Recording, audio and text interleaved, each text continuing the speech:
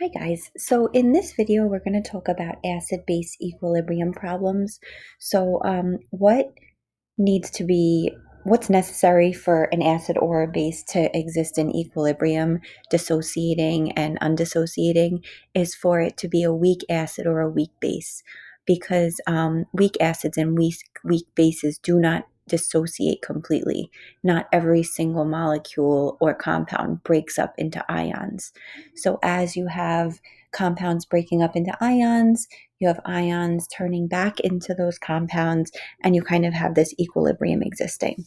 In order to solve for the equilibrium constant K, we actually have to be given some information, and we're going to set up an ice table just like we did in the equilibrium unit. So let's start off by reading this problem. So phenylacetic acid builds up in the blood of a person with phenylketonuria. If left untreated, so this is the symbol we're going to use for that acid. It has a very long formula, so that's just to save time. It can cause death. So they're telling us what the pH of the HPAC is, and they're telling us what the concentration of the HPAC is. Now, this is interesting, guys, because if this was a strong acid, by giving us the concentration of the acid, we would also know the concentration of the hydrogen ions, because every single molecule would break up into ions. But because this is not a strong acid, we don't know that value. Okay, so that's something that's interesting. So here's the formula they give us down here. And if you'll notice, we wrote out the equilibrium constant expression for you already, products divided by reactants. And I want you guys to notice that I left water out. And I want you to think about why we left water out. Okay, hopefully you remember from our equilibrium unit that we don't include pure solids and liquids in our expressions, so only aqueous and gases. Okay, so let's start by labeling the ice table. Okay, so I know the concentration of my initial acid is 0.12. And just like in the equilibrium unit, before dissociation starts, I have no ions. So their concentration would be 0. Okay, for the change, the reactants always go down, the products always go up. So plus X plus X. And for the equilibrium row, I just combine these two things and I get that. So now where do we go from here? If we're solving for K, that's what it's asking us to do, solve for K, then they must give us other information that we could use. So what we're actually going to use is that the pH is equal to 2.6. If I scroll back, and I actually want you guys to go back in your note packet, there's a typo here. These two equations right here. If you have the pH or the pOH and you want to find the ion concentration, it's 10 to the negative pH or 10 to the negative pOH. So those should have negative signs in front of them. Okay.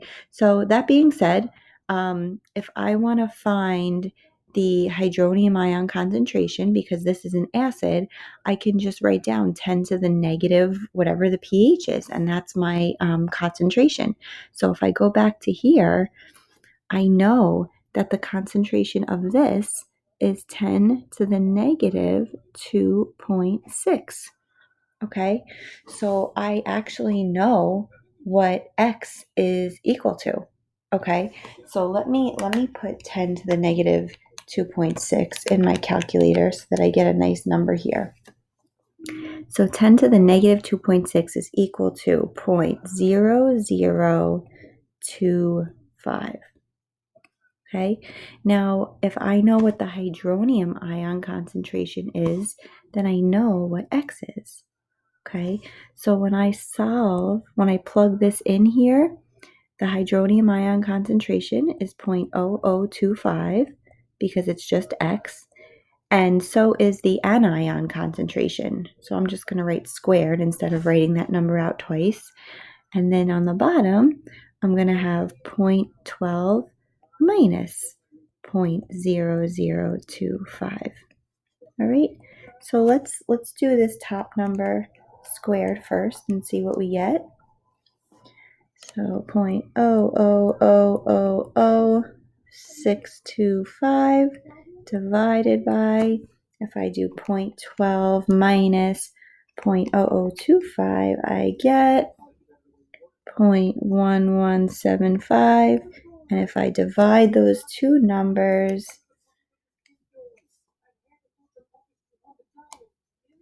I get 0.1175.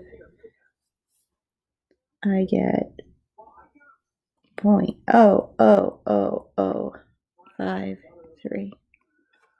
Or I could write it in scientific notation, 5.3 times 10 to the negative fifth power. Okay, so what the constant tells us, if it's a high K, then that means you probably have a stronger acid,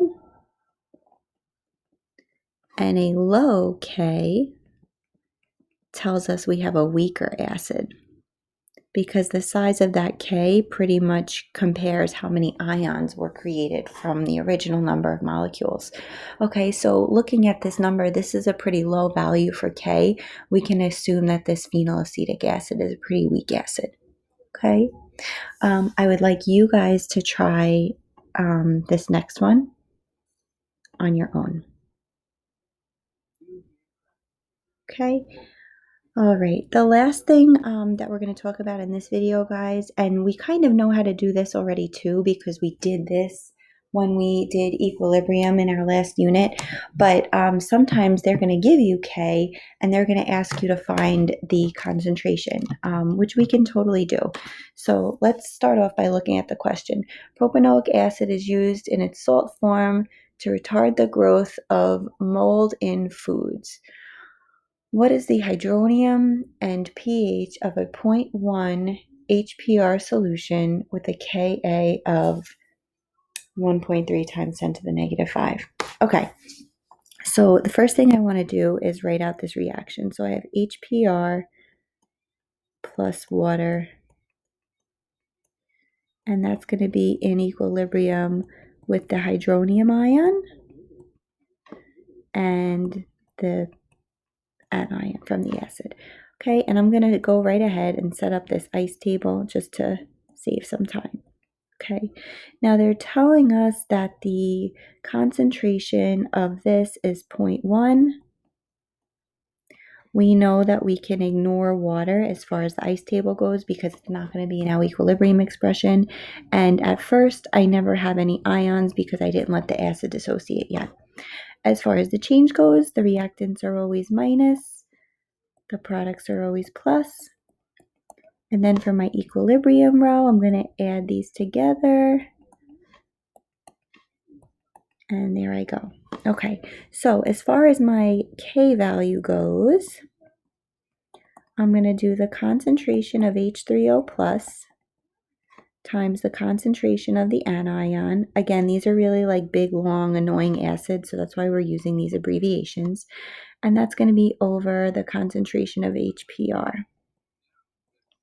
Okay, now they gave me the constant.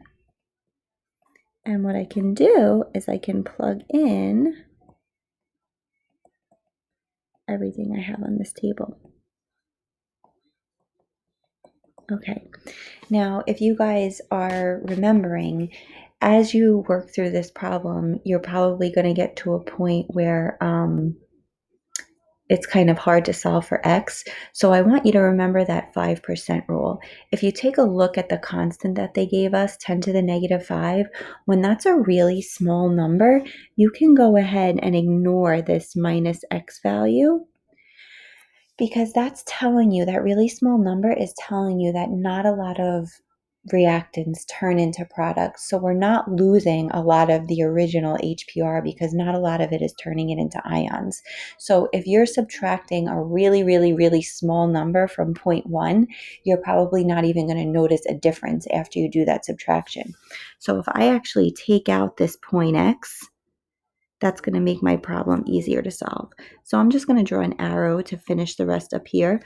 I'm going to rewrite it. 1.3 times 10 to the negative 5 equals x squared over 0.1, right?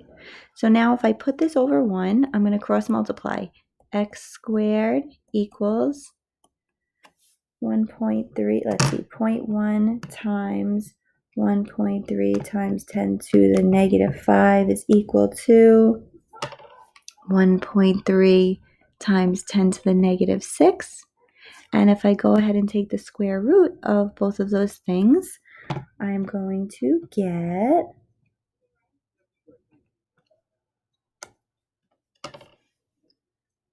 x equals 0.00114. Okay, so now they're asking us to find equilibrium concentrations. So for HPR, we ignored the minus x, so I can just say that the concentration stayed 0.1, or you can go ahead and subtract 0.00114 from 0.1. It's going to stay the same. Okay, so you can actually see that if you want to.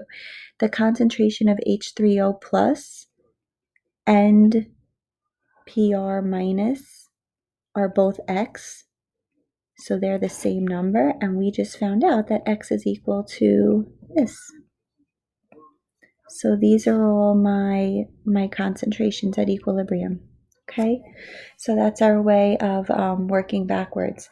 So the question's asking us for hydronium, which we got by finding X. The question's also asking us to find pH. So what can I do if I scroll back to these formulas up here? Sorry guys, I'm always scrolling all over the place. Here, these formulas I'm talking about. Okay, so if I have the hydrogen ion concentration, I can find the pH by putting my concentration into this formula. So if I do negative log of the concentration, I will get the pH. So let's do that right now. pH equals negative log of 0.00114. I'm going to put this in my calculator. Negative log 0.0014, and I get that my pH is 2.85.